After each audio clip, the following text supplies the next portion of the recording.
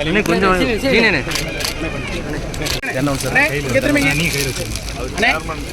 ஐயா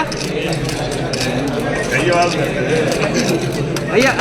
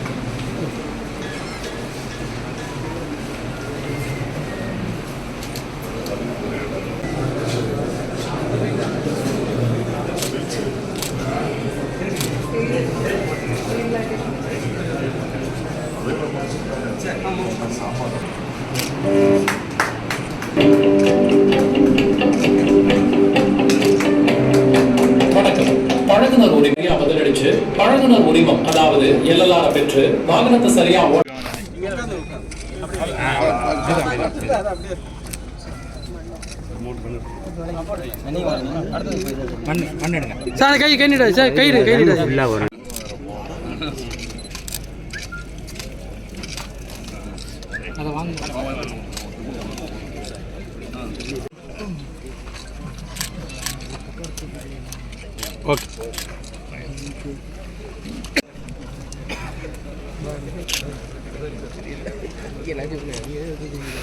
ஆய்வாளர் அவர்கள் சிறப்பு செய்வார்கள்.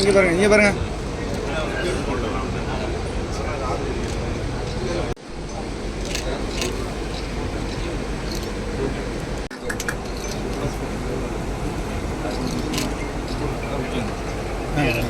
மட்டும்தான் டெஸ்டிங் ட்ராக் இருந்துச்சு.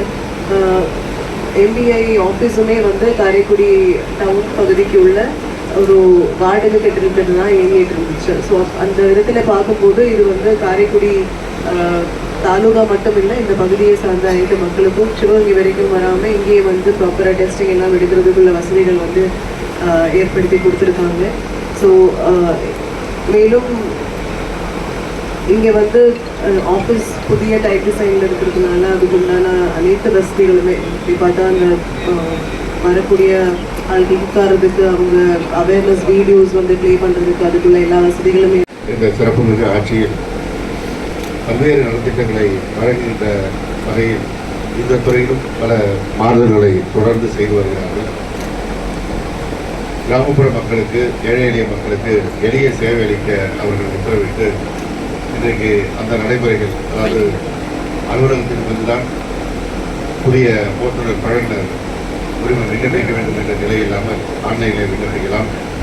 அதே போல் வாகனங்களுடைய பெயர் மாறுதலுக்கு ஆன்லைனில் விண்ணப்பிக்கலாம் என்ற பல்வேறு திட்டங்களை தொடர்ந்து நடைமுறைப்படுத்தி வருகிறார்கள். அது வகையில் புதிதாக கட்டப்பட்ட கட்டிடங்கள் ஒரு 5 கட்டிடங்கள் நேற்றிலிருந்து முந்தான நாட்டிலிருந்து இன்றைக்கி 3வது நாளாக தமிழ்நாட்டின் பல்வேறு பகுதிகளை திறந்து வைக்கின்ற அந்த வாய்ப்பு நம்முடைய மாண்புமிகு கூட்டுறவுத்துறை அமைச்சர் அவர்களுடைய நேரத்தை கேட்டு இன்றைக்கு நிகழ்ச்சியை நடத்துகின்றோம். அனுமதிய பொருட்களால் திறந்து வைக்கப்பட்டிருக்கிறது. அவர் எப்போது என் மீது அன்பு கொண்டவர்.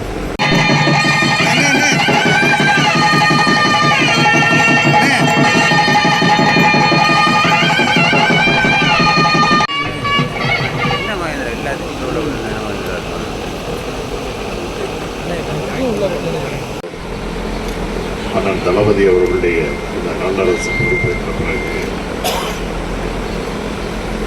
தமிழக அரசு அனைத்து துறைகளும் சிறப்பாக செயல்பட வேண்டும் என்று திட்டங்களை தீட்டி அதற்கான உரிய வழிமுறைகளை எடுத்து சொல்லி நம்ம எல்லாம் வழிநடத்துகின்ற முதலமைச்சர் அவர்களுடைய நல்லாட்சியில் அனைத்து துறைகளும் சிறப்பாக செயல்படுவது வளர்ச்சி. அது கிராமப்பகுதிகளாக இருந்தாலும் சரி அல்லது நகரப்பகுதிகளாக இருந்தாலும் சரி, கிராமங்களிலிருந்து விவசாயிகளோடு உற்பத்தி செய்யக்கூடிய பொருட்களை காய்கனிகளாக இருந்தாலும் விளைவிக்கக்கூடிய பொருட்களை நகரப்பகுதிகளுக்கு கொண்டு வந்து சந்தைப்படுத்த வேண்டும் என்றால் போக்குவரத்து அவசியம் தேவை. ஆகவே அந்த வகையில் விவசாயிகள் உற்பத்தி செய்கின்ற பொருட்களாக இருந்தாலும் சரி, அதே போல கிராமங்களில் இருந்து நகரப்பகுதிகளுக்கு மற்ற பொருட்களை வாங்குவதற்கு அலுவலக பணிகளாக வரக்கூடியவர்கள் அனைவரும் தேவைப்படுகின்ற ஒரு துறை இந்த போக்குவரத்து துறை. அந்த போக்குவரத்து துறையை ஒரு லாப நோக்கோடு நடத்த வேண்டும் என்பது இந்த அரசுடைய நோக்கம் அல்ல. இது ஒரு சேவை மனப்பான்மையோடு தொடங்கப்பட்டதுதான். இன்றைக்கு பல்வேறு புரட்சிகரமான திட்டங்களை நம்முடைய கழக அரசு பொறுப்பேற்ற காலகட்டங்களில் சிறப்பாக செயல்படுத்தியிருக்கிறார். அது பேரறிஞர் அண்ணா அவர்களுடைய காலமாக இருந்தாலும் சரி, அதை போல மறைந்த முத்தமிழறிஞர் கலைஞர் அவர்களுடைய காலமாக இருந்தாலும் சரி, இந்திய துணைக்கண்டத்திற்கு பிற மாநிலங்களுக்கு வழிகாட்டக்கூடிய திட்டங்கள் எல்லாம் தமிழ்நாட்டிலே நிறைவேற்றப்பட்டிருக்கிறது. அந்த வகையிலே தான் போக்குவரத்து துறை ஒரு காலகட்டத்தில் தனியார் வசம் இருந்த முழுமையான அந்த துறையை அரசுடைமை ஆக்கியுள்ள திட்டத்தை நம்முடைய முத்தமிழறிஞர் கலைஞர் அவருடைய ஆட்சி காலத்தில் தான் கொண்டு வரப்படுகிறது. காரணம் அதிலே விஜயகுமார் அவர்களே மற்றும் இந்த நிகழ்ச்சியில் கலந்து கொண்டு சிறப்பித்திருக்கக்கூடிய அனைத்து நண்பர்களே, ஊர் பெரியவர்களே,